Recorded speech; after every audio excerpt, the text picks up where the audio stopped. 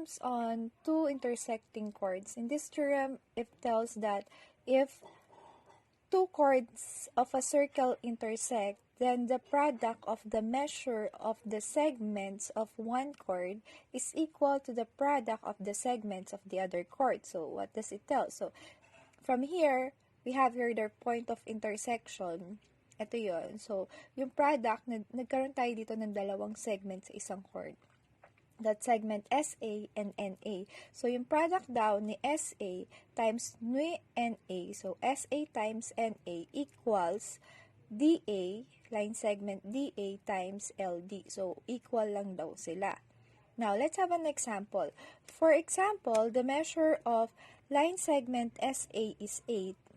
The measure of line segment LA is 6, and the measure of line segment DA is 4. We need to find what is the measure of line segment NA. So, let's represent this as X.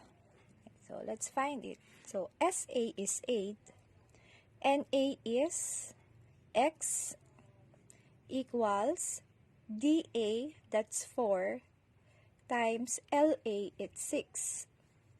So, we'll just multiply 8 and X. So, we'll have here 8X equals 4 times 6, that's 24. Then, divide both sides by 8. X is 3.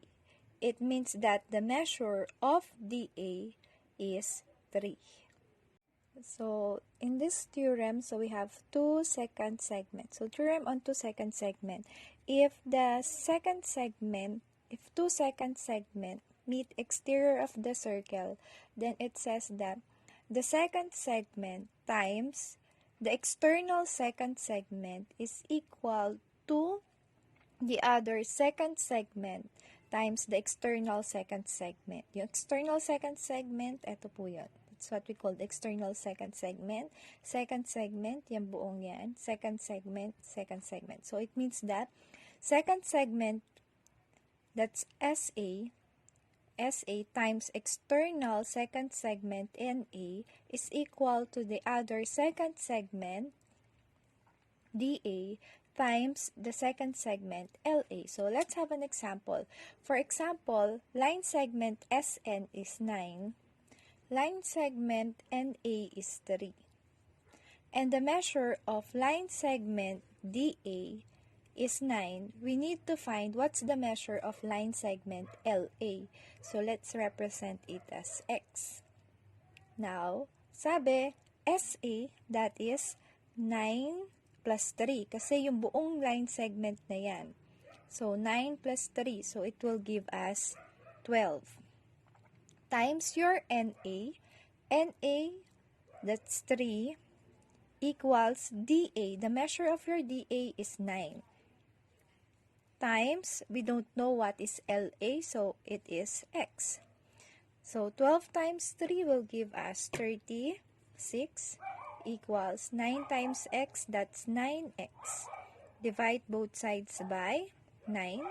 So, your X is 9. 36 divided by 9, so that is 4. So, it means that the measure of your LA is 4. Let's have this one, tangent and a second segment.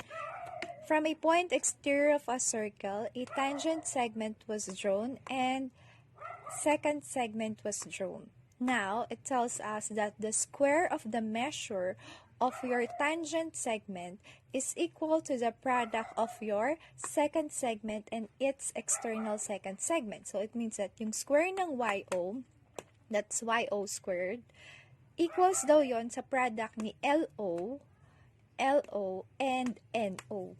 So, let's have an example. Let's say, for example, that the measure of YO is 8 and the measure of LO is 16. We need to find what is the measure of the external second segment. Yeah. So, YO, sabi natin, square daw natin. So, that will be 8 squared equals LO 16. NO, hindi natin alam. So, times X. So, we square it. this will be 64 equals 16x.